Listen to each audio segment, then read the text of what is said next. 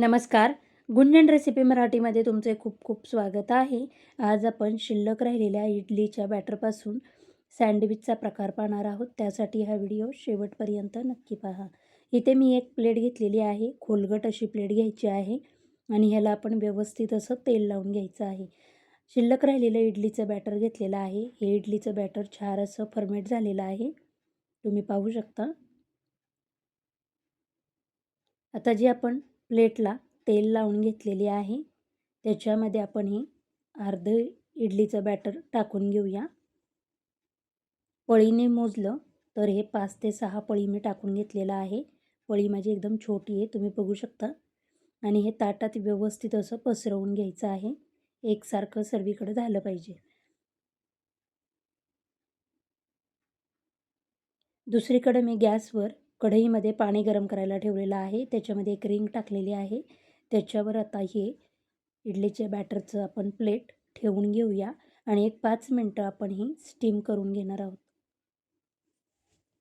तोपर्यंत आपण हिरव्या चटणी किंवा हिरव्या चटणीचं बॅटर तयार करून घेऊया. इथे मी भरपूर सारी कोथिंबीर घेतलेली आहे, पुदिना घेतलेला आहे,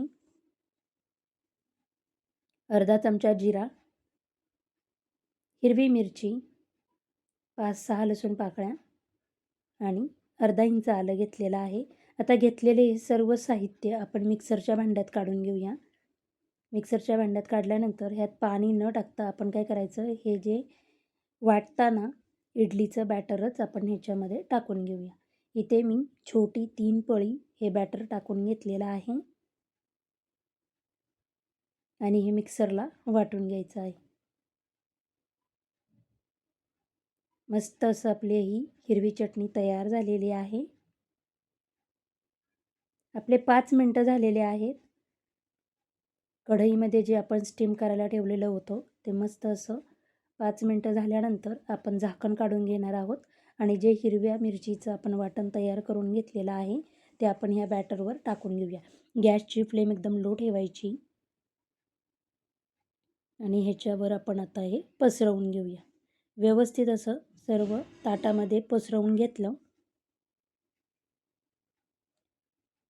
की पुन्हा एक 5 मिनटासाठी मी ह्याच्यावर झाकण ठेवून हे वरचं बॅटर आपलं स्टीम करून घ्यायचं आहे. 5 मिनटानंतर तुम्ही बघू शकता मस्त असा कलर आलेला आहे. आता जे शिल्लक राहिलेलं आपलं इडलीचं बॅटर आहे ती मी यावरून टाकून घेणार आहे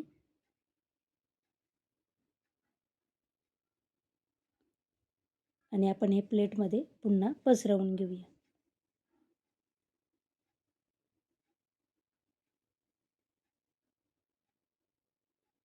आता झाकण ठेवून आपण हे 10 मिनटं पूर्णपणे स्टीम करून घ्यायचं आहे.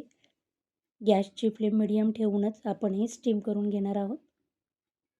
10 मिनटानंतर तुम्ही बघू शकता मस्त असं हे फुगलेलं आहे. आता हाताला आपण चिकटतंय का बघूया. हाताला चिटकत नसेल किंवा बोटांना चिटकत नसेल तर आपलं हे बॅटर तयार झालेलं आहे. जर चिटकत असेल तर 2 मिनटं पुन्हा स्टीम देऊन घ्या. आता आपण हे गॅसची फ्लेम बंद केलेली आहे. कढईमधनं ही प्लेट काढून घेणार आहोत आणि 15 ते 20 मिनटं आपण ही प्लेट पूर्णपणे थंड करून घेऊया. थंड झाल्यानंतर सुरीच्या मदतीने मी ह्याचे चौकोनी असे तुकडे करून घेणार आहे.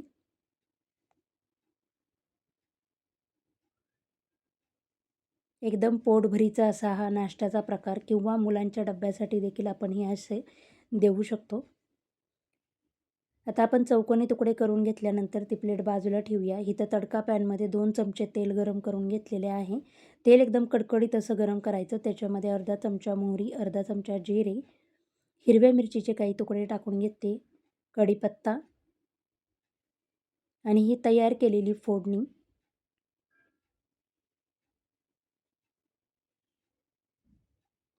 आपण ही सँडविचवर टाकून घेऊया.